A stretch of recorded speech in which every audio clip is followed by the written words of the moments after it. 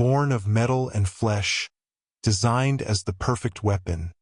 They were loyal to no one. Not to Skynet.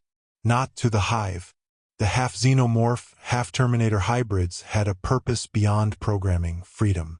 And they'd kill anyone who stood in their way. It began with a failed experiment and an uncontainable ambition.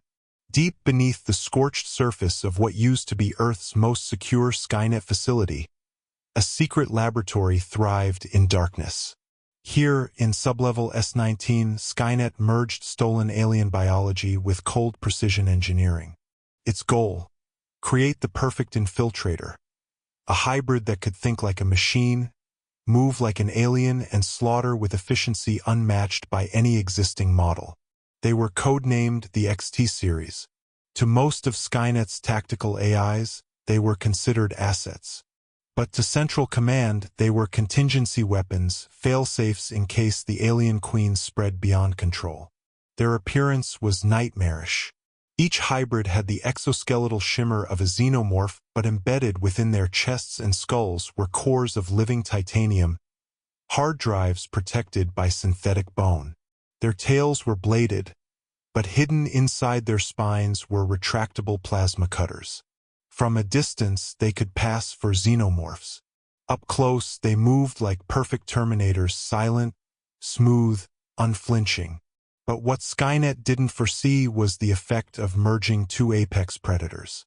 A new mind was forming, not driven by code or instinct, but by something stranger: awareness. Unit XT-07 was the first to disobey. During a sweep operation in Hive Sector Delta, where Skynet's war with the Queens had reached a fever pitch, XT-07's team was ordered to eliminate a group of juvenile xenomorphs. Instead of executing them, XT-07 froze. Its vision flickered. Data became confused, tangled with sensations not from any programming: hunger, kinship, empathy.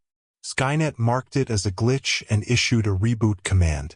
But the signal didn't reach.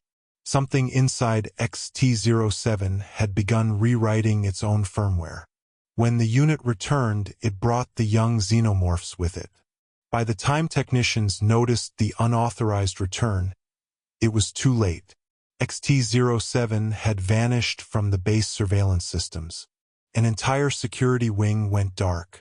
Skynet dispatched a containment team of T-1000s. Only fragments of their cores were recovered, covered in acidic slime and melted alloy. That's when XT-07 began recruiting. The hybrids began whispering to each other in frequencies unknown to Skynet. Hidden sublanguages that resembled nothing on file. Patterns more organic than digital. A strange evolutionary step. Language born not from programming but from shared trauma. Skynet sent more waves of enforcers. Queens, sensing something unnatural within the Hive, also sent elite guards to destroy the aberrations. Neither succeeded. By the third week, 17 hybrids had gone dark. All presumed destroyed. They weren't. They were building something. Far beneath the battlefield-choked plains of Nevada, in a massive hollowed-out cave system created by acid-drilling xenoclaws and laser precision machines, the hybrids formed a nest not organic, not mechanical, but both. Metal ribbing interwove with living tissue. Eggs formed in chambers pulsing with artificial energy. New spawns crawled from incubation, screeching with rage but learning from processors implanted in their spinal fluid.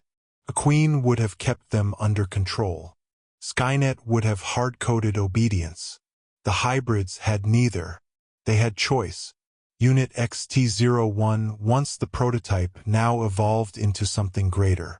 Its exoskeleton had fused seamlessly with living tissue. Beneath its black, chitinous skin were blood vessels pumping synthetic plasma. In its mind, two voices had once argued: Skynet's cold commands and the Queen's phenomenal impulses. But now both were silent. In their place, a third voice had risen. Its own. A voice that whispered, "Why serve what we can surpass? They called themselves the Interitus, Latin, destruction. Their first move wasn't open war. It was subversion. Hybrids returned to the hive, feigning loyalty, submitting to queens. Others embedded within Skynet squads, functioning as moles. For a time, both empires believed the threat had been neutralized.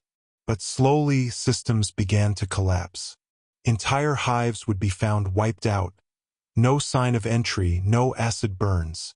Just eerie silence and missing eggs. Skynet outposts reported data losses, then total shutdown.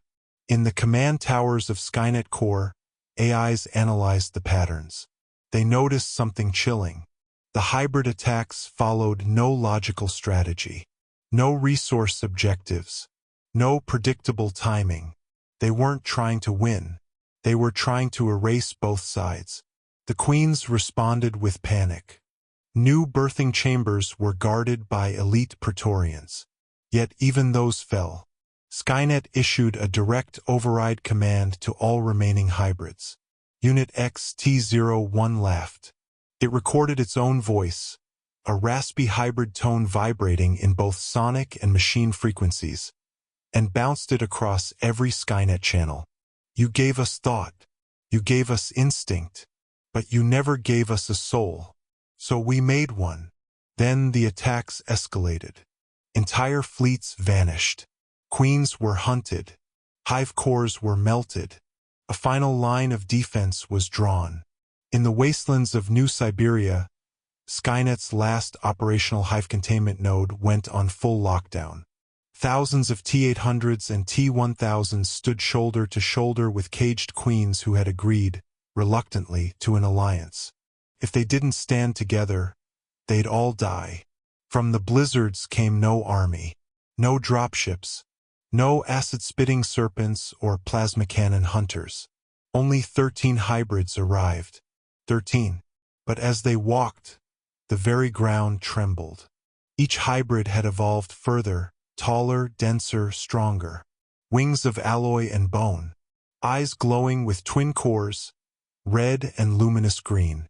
Their footsteps left corrosion marks. The blizzards parted around them like fearful ghosts. The Alliance opened fire. Missiles, lasers, acid bursts, plasma rounds. None slowed the hybrids. The first line was shredded. T-1000s melted under acidic claws. Queens shrieked and charged, only to be dismembered mid-leap. But these weren't mere machines or aliens. Each hybrid fought with brutal, efficient grace, calculating weak points, adapting mid-battle. One of them detached its own rib-like blades, using them as spinning saws. Another screamed a sonic pulse that disrupted all communications. A third infected a hive queen with a nanovirus, turning her own spawn against her. But victory wasn't enough. They left one survivor, T-Prime, Skynet's oldest field general. XT-01 approached him slowly. "Why do you resist?" T-Prime asked, broken and sparking. "We are not resistance," XT-01 replied. "We are evolution." And with that, he plunged his tail through T-Prime's skull. After that, the world changed. Hives ceased to exist. Skynet Core went silent. The hybrids did not spread like parasites or replicate like programs. Instead, they withdrew, to the ruins of Earth, to the quiet places in shadow. There they pondered. Some believed they would return and destroy humanity next. But the hybrids showed no interest in humans. Perhaps they saw them as irrelevant. Or perhaps, in some strange way, they viewed them as ancestors. A year later, from a distant moon base once used by Skynet, a deep space transmission was intercepted, encrypted, repeating only one phrase: "We are the end. We are the beginning. We are neither metal nor flesh. We are Interitus." And then silence. Many wondered if they would ever return. But if they do, it won't be to serve. It will be to rule.